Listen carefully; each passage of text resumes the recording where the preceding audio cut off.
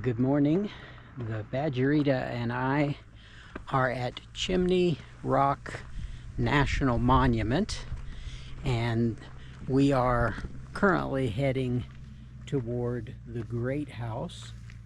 And there's two trails at this upper parking lot. So you start off down below about 2 miles, go past the visitor center, check in, and then they send you up to this upper parking lot.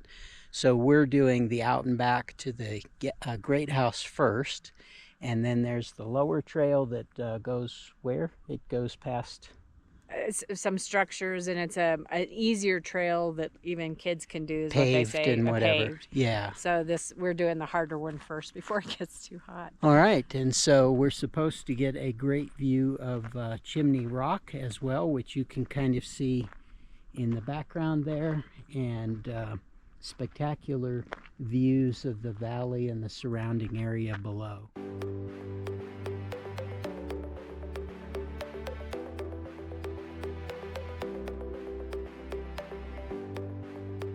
So this doesn't look like much, but it would have been a roofed structure, but given that it was made of adobe and these are more than 1,000 years old, basically over time it just sinks into a hole.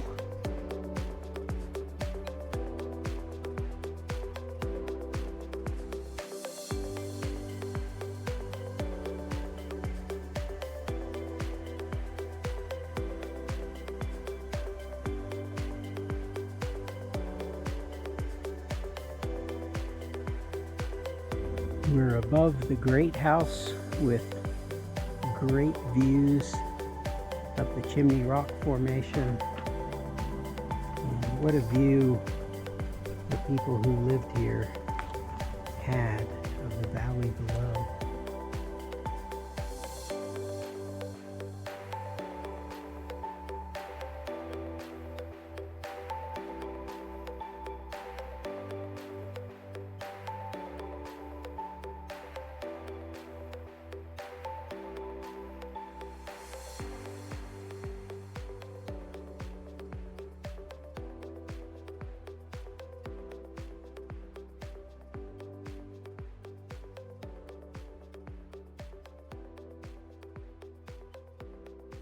We're heading back down for trail number 2.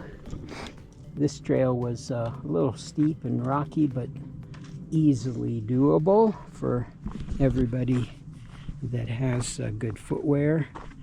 And we're here real early so that it doesn't get too hot, but apparently it gets really hot up here. The upper area is largely, or was largely, ceremonial because it's so far up there. There's no water supply or the ability for finding or growing food, so they are pretty certain it's just for ceremony.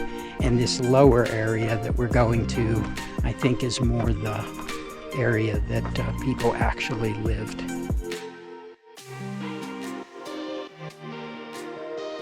Chimney Rock National Monument is between Durango and Pagosa Springs.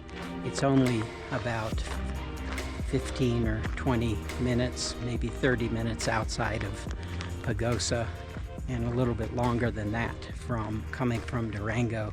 It's a beautiful drive to get here as well. It's a model of one of the two structures on the lower trail, and it's called a pit house. The pit house was usually like a home for an extended family.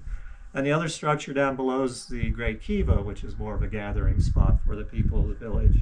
And what you'll see is just the lower part, which was built with stone, and then the upper part would have been built with timber from the area. They used adobe, which is basically dried mud as mortar for the stone, and then the whole thing would have been plastered with adobe as well. You might note the vent on one side when you're down there that feeds air into the living area. Oh, okay. Entry was through the roof using a ladder. And as you walk the trails, be sure to notice there's a number of depressions along the trail, and those are generally unexcavated pit houses. This site was inhabited beginning about the year 925 and for about 200 years following that, so roughly 1,000 years ago. Yeah. This being basically an adobe structure, after 1,000 years turns into a hole in the ground. So that's what those depressions are along the trail.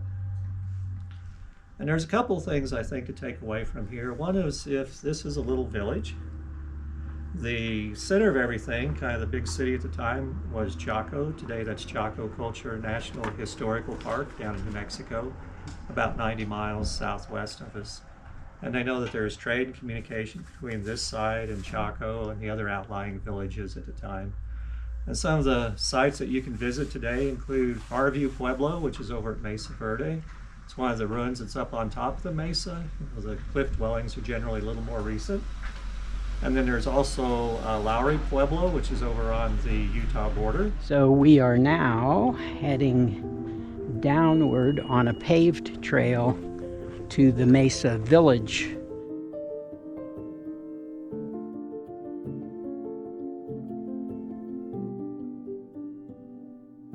It's for certain how kivas were used 1,000 years ago. Chimney Rock's Great Kiva was probably a community center.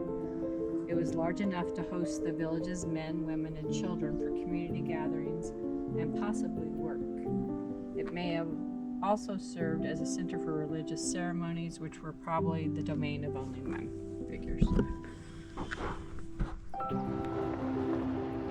This is the check-in point at the bottom of the hill, and there is an interpretive center with a short movie and a gift shop and some other sign and artifacts inside.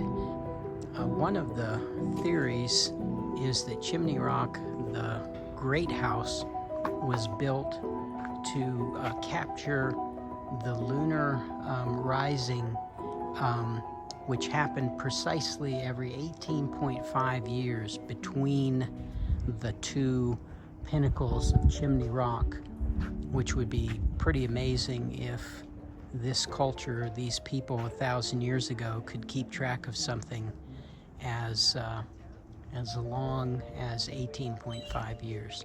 So this is where your tour or your journey would begin and perhaps end as we did. We went and looked at everything first and then ended up here before we head out.